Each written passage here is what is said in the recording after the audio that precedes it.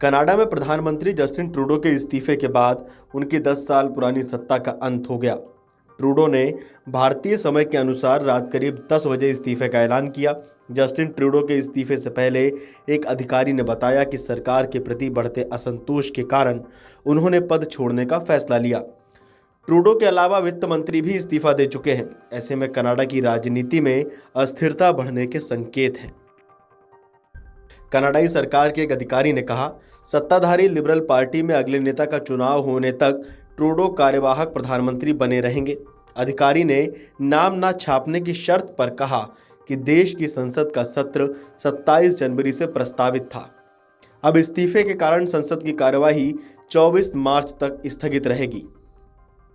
अधिकारी ने बताया कि 24 मार्च तक लिबरल पार्टी अपने नए नेता का चुनाव कर लेगी। सियासी उथल पुथल के बीच ये स्पष्ट नहीं हुआ है कि कनाडा में आम चुनाव कब कराए जाएंगे। वहीं कनाडा के प्रधानमंत्री जस्टिन ट्रूडो ने कहा, मैं पार्टी नेता के पद से तथा पार्टी द्वारा अगले नेता का चयन करने के बाद प्रधानमंत्री के पद से इस्तीफा दे रहा हूं। कल रात मैंने लिबरल पार्टी के अध्यक्ष से ये प्रक्रिया शुरू करने को कहा। जस्टिन ट्रूडो 2015 में प्रधानमंत्री बने थे। उससे पहले 10 साल तक कनाडा में कंजर्वेटिव पार्टी का शासन था। शुरुआत में उनकी नीतियों को सराहा गया था, लेकिन हाल ही के वर्षों में बढ़ती खाद्य और आवास की कीमतों और बढ़ते आप्रवासन के कारण उनका समर्थन घट गया है। ये राजनीतिक उथल-पुथल ऐसे समय में हुई है जब अमेरिका के नवनिर्वाचित राष्ट्रपति डोनाल्ड ट्रंप ने चेतावनी दी है कि अगर कनाडा अपने यहाँ अमेरिका में आने वाले अप्रवासी और नशीली दवाओं को रोकने में विफल रहा तो कनाडा के सभी सामानों पर 25% शुल्क लगा दिया जाएगा। इससे पहले कयास लगाए जा रहे थे कि अगर जस्टिन ट्रूडो प्रधानमंत्री पद से इस्तीफा दे देते हैं तो लिबरल पार्टी या तो राष्ट्रपति से अपील कर देश में समय से पहले आम चुनाव करा सकती है या ट्रूडो की जगह लेने के लिए एक अंतरिम प्रधानमंत्री नियुक्त कर सकती है। अगर लिबरल पार्टी दूसरा रास्ता अपनाती है तो उसे अंतरिम प्रधानमंत्री की नियुक्ति के बाद एक नया पूर्णकालिक प्रधानमंत्री चुनने की प्रक्रिया शुरू करनी पड़ेगी।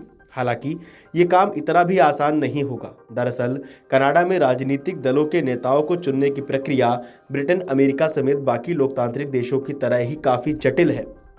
ट्रूडो के इस्तीफा देने की स्थिति में लिबरल पार्टी अगले पूर्णकालिक पीएम को चुनने के लिए एक विशेष सम्मेलन का आयोजन करेगी, जिसमें अलग अलग नेता पीएम पद के लिए अपनी दावेदारी पेश करेंगे।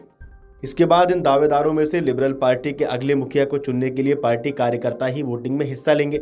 ये प्रक्रिया कितनी लंबी होगी, ये उम्मीदवारों की संख्या के आधार पर तय होता है। मसलन जितने ज़्यादा उम्मीदवार उतनी लंबी चुनाव प्रक्रिया। मज़ेदार बात यह है कि कनाडा में इसी साल 20 अक्टूबर से पहले चुनाव कराए जाने हैं।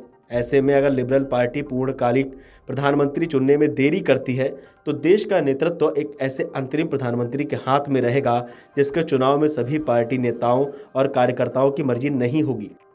खैर, देखना यह है कि अब ट्रूडो के इस्तीफा के बाद कनाडा का नया प्रधानमंत्री कौन बनता है। इस पूरी खबर पर आपका क्या कहना है, आपका क्या मानना है, हमें कमेंट करके बताइए और देखते रहिए अमर उजाला। अमर उजाला जीवांजलि के सारथी की मदद लें और महाकुंभ में स्नान जरूर करें।